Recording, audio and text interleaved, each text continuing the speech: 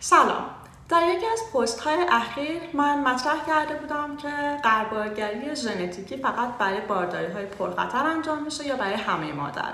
امروز اومدم تا به این سوال جواب بدم.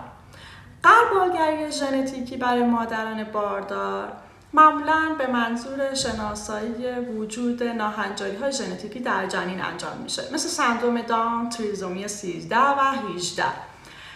قبل‌ترها معمولاً بیشتر به مادران در بارداری های پرخطر این غربالگری توصیه میشد، ولی امروزه با پیشرفت علم و در واقع دقیق تر شدن روش ها توصیه میشه که همه مادران باردار حتی در بارداری های کم خطر این غربالگری رو انجام بدن، چرا که بعضی ناهنجاری ها ممکنه بدون هیچ سابقه خانوادگی اتفاق بیفته و شناسایی زود هنگام میتونه کمک کنه به تصمیم گیری پزشکی، درمان و حتی آمادگی خانواده برای رویارویی با بیماری.